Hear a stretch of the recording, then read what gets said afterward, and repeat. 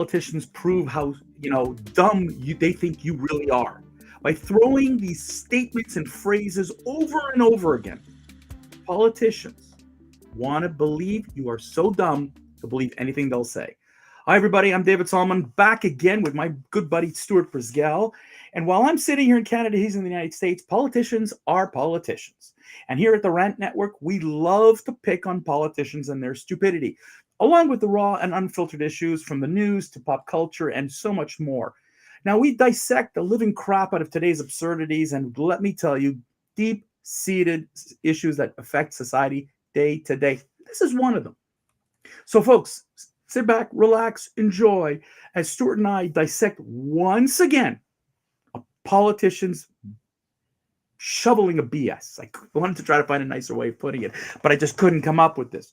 So last week, I was bored, and I sat and I watched about 45 minutes of the 1 hour State of the Union that Joe Biden was presenting, and I once again, amongst all the shoveling of the crap and the divisiveness that we talked about, and all the rest the stuff that we, the way he's acted as president, the one thing that I caught again and again, Stuart, was Joe Biden's emphasis on punishing the rich, right? Because his attitude is that if we don't tax the rich appropriately and corporations don't pay their fair share of taxes, Americans suffer.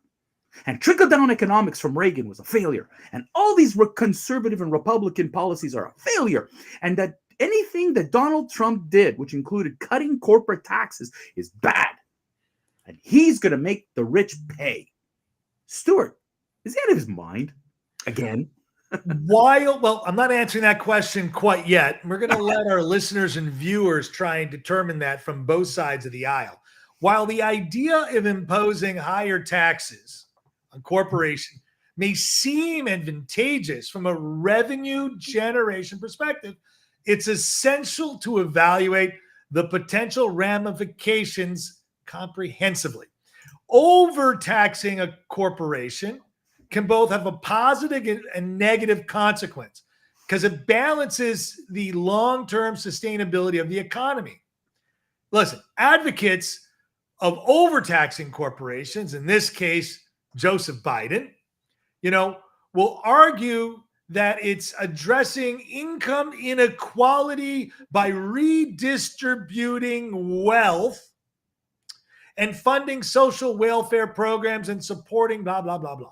Additionally, higher taxes can serve as it means to curb excessive profits and encouraging corporates' bigger social responsibility. In certain circumstances, it can be argued that corporates are the beneficiaries of public service and infrastructure. Sound familiar, guys?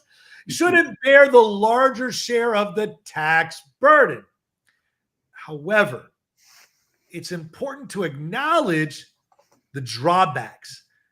Overtaxing corporations has massive ramifications.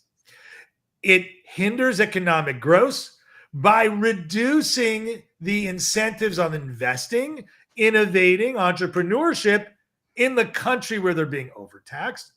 I'm saying that to draw attention to that. Higher corporate taxes may also lead to job losses. Businesses may respond by cutting costs through layoffs or relocating operations to lower tax jurisdictions. Moreover, globally interconnected economies. Right? Overburdening will reduce domestic business, will make us less competitive on the international stage, ultimately declining in the overall prosperity of the United States. Instead of solely relying on increased corporate taxes to address fiscal challenges, these dumbass policymakers maybe want to pursue a multifaceted approach that maybe encourages measures to promote growth, foster innovations, like the CHIP Act, to ensure fair and equitable tax systems. Well, that CHIP Act goes out the window with something like this. This may include by maybe changing the taxation code, closing loopholes, which I'll agree to, implementing targeted incentives to encourage companies that align with social goals. Now, why am I, in concluding, right? Yeah, let's understand what this rant's been about for the last 5 minutes, this quarter episode, is really the facts. And David hates it when I get in this education mode, but I just sort of feel the need. Democrats systematically have always had in their campaigns, tax the rich, help the poor. I got something to tell you that may be even more profound, David. Taxing the rich more means they want to make less money, which means there are less jobs. Mm-hmm. Now, when you want to spark innovators or you want to create sheep, why am I using create sheep? Well, in communist Venezuela, Cuba, Russia, go see how well it's working out for them. How about North Korea, non-free trade zone China, Iran? Okay, guys, I got a rude awakening to you. I agree, maybe some things get a little out of hand, and you do need to put pressure. I agree. But I think the government should look maybe more at some of these bigger companies, like a Facebook, Meta, like a Google. We're giving these technology companies massive tax breaks, legislative breaks, allowing to do what they want. And they just so happen to be in the top 10 richest companies on the planet.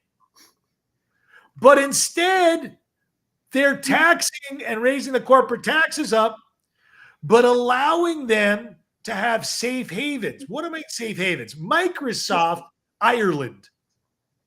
For the longest time, Apple, right?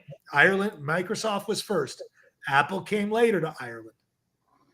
Is where these corporations dump all of their corporate profits to pay what, David? No taxes. Less taxes. They're taxed. Marginal. You're right. Marginal. And they're not in Lithuania or Bulgaria or the Baltics. So their money is reasonably secured in Ireland. Now, what Joe Biden doesn't seem to get, because maybe he forgot, because the report came out that clearly wasn't political because it was based on material facts.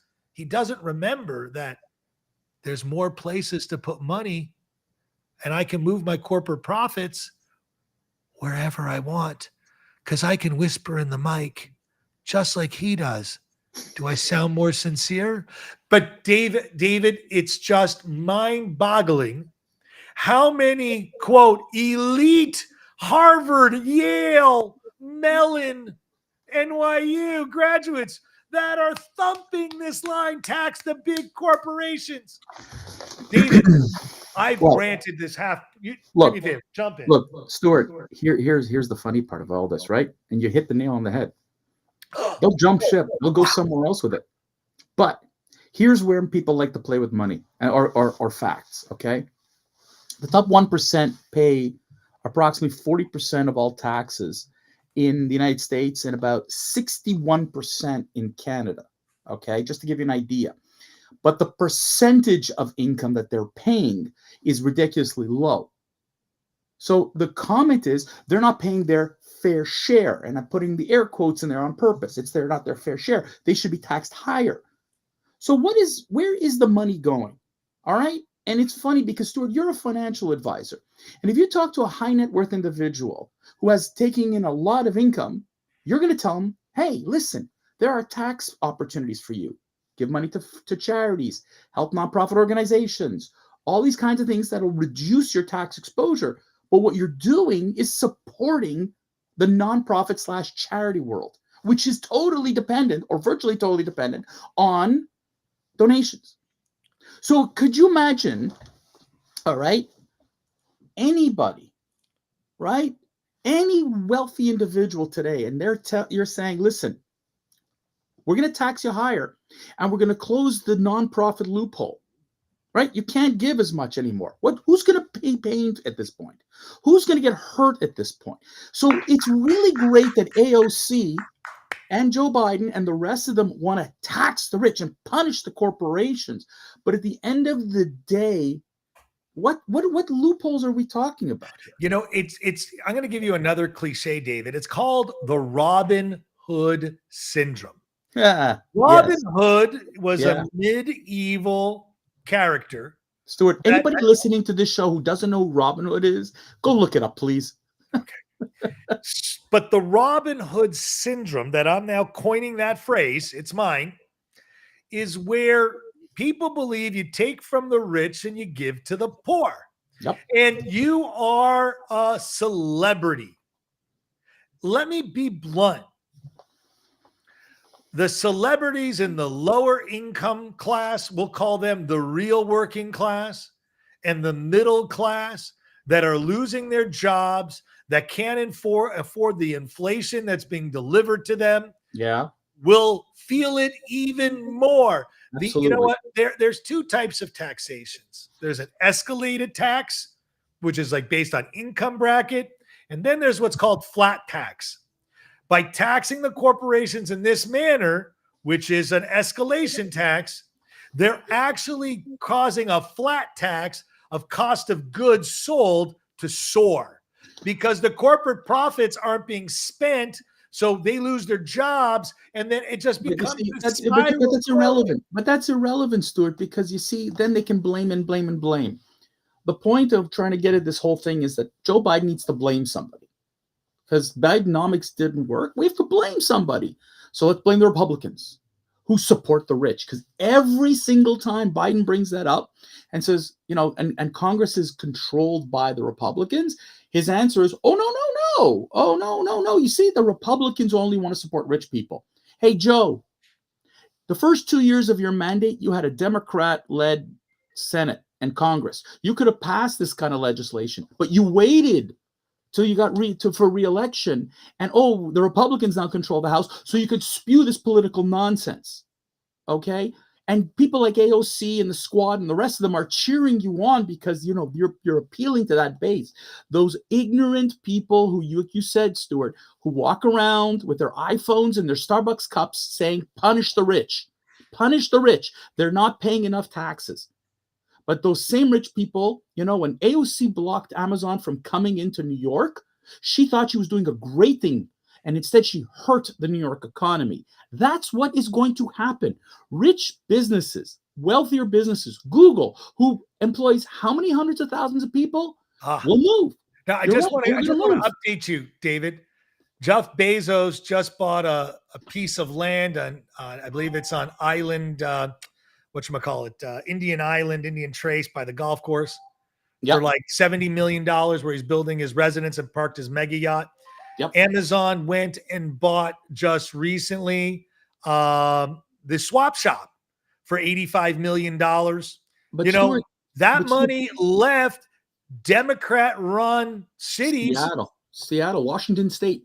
And you know what? This is the problem, is that the feds, and I'm not saying feds, I'm saying Joe Biden and Justin Trudeau and the rest of them think that you, the voter, are stupid, and that you will believe their statements and you will believe their political nonsense, that the only way to prosperity and to continue to pay for social programs is to tax the rich.